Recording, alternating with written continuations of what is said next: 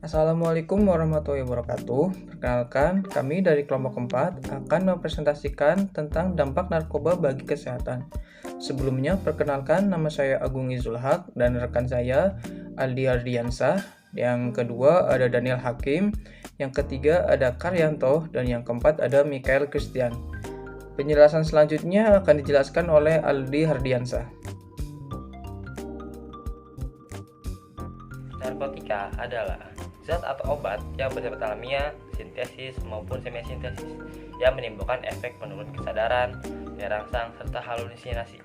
Jenis obat-obatan ini dapat menimbulkan kecanduan jika pemakaiannya berlebihan. Selain itu, pemanfaatan dari zat-zat itu adalah sebagai obat penghilang nyeri serta memberikan ketenangan. Penyalahan narkoba bisa menyebabkan sanksi hukum. Terima kasih atas kesempatannya. Di sini saya akan menjabarkan tentang golongan narkotika. Yang pertama, golongan narkotika pertama biasanya digunakan untuk pengembangan ilmu pengetahuan dan tidak digunakan dalam terapi, seperti contohnya ganja, opium, dan tanaman koka. Karena biasanya ini mengandung efek kecanduan yang sangat tinggi. Dan yang kedua, ada golongan narkotika kedua, biasanya digunakan dalam terapi dan juga pengembangan ilmu pengetahuan, serta memiliki manfaat jika digunakan atau jika adanya resep dokter. Seperti jenis diantaranya yaitu morfin, egonina, dan metobromida, dan lain-lain. Dan ini mempunyai potensi ketergantungan yang sangat tinggi. Yang ketiga yaitu ada golongan narkotika ketiga. Biasanya digunakan dalam terapi dan untuk tujuan pengembangan ilmu pengetahuan. Contohnya, polkodina dan propiram. Narkotika jenis ini mempunyai potensi ketergantungan yang ringan. Untuk slide berikutnya akan dibacakan oleh rekan saya, Arya. Untuk tempatnya, saya persilakan. Terima kasih.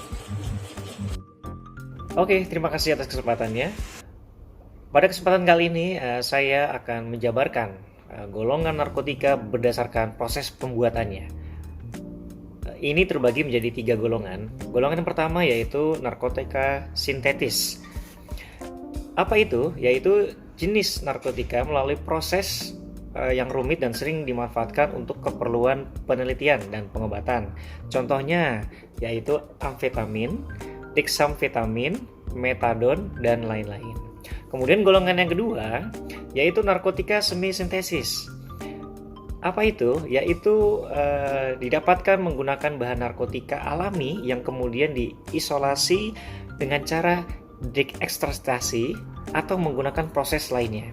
Contohnya heroin, morfin, kodein, dan lain-lain.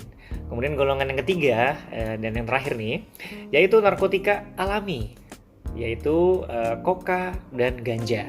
Nah, jenis ini narkotika alami dan bisa langsung digunakan melalui proses yang sederhana. Selain itu, zat ini tidak diperbolehkan untuk obat karena kandungannya yang masih kuat. Jika zat ini disalahgunakan dapat menyebabkan kematian. Baik, selanjutnya untuk slide berikutnya akan dijelaskan oleh rekan saya yaitu Daniel Hakim. Untuk rekan Daniel Hakim, silakan. Terima kasih untuk rekan Arya. Di sini saya akan menjelaskan tentang beberapa dampak bagi hidup dan kesehatan. Pertama-tama di sini saya akan menjelaskan tentang dampak negatifnya. Yang pertama itu ada dehidrasi. Saat efek ini berlanjut, tubuh mengalami kejang-kejang, agresif, dada menjadi sesak, bahkan jika berlanjut jangka panjang, itu dampak merusak otak. Lalu ada dampak halusinasi. Efek ini bisa dikatakan pasti akan dialami oleh pengguna narkoba. Selain itu, jika berlebihan akan menyebabkan muntah, mual, dan kecemasan berlebihan. Yang ketiga itu adalah kematian. Ini adalah efek terparah penggunaan narkoba. Mengonsumsi narkoba dalam dosis besar atau biasa kita sebut overdosis, ini adalah dampak fatal dalam penggunaan narkoba. Lalu yang keempat, yang terakhir, kualitas hidup menjadi terbatas. Maksudnya itu seperti badan menjadi kurang tenaga, selalu merasa lemas, berat badan bahkan menurun. Lalu ada dampak positifnya. Yang pertama itu yaitu kesehatan. Memang sudah tak dibungkiri lagi bahwa tujuan awal penggunaan narkoba itu adalah untuk medis dan kesehatan. yaitu seperti morfin untuk mengurangi rasa tegang pada saat operasi. Lalu ada heroin untuk obat bius. Yang terakhir itu ada kokain untuk penekan rasa pada kulit. Begitulah hasil presentasi kelompok kami. Jika ada kata yang salah mohon dimaafkan. Wassalamualaikum warahmatullahi wabarakatuh.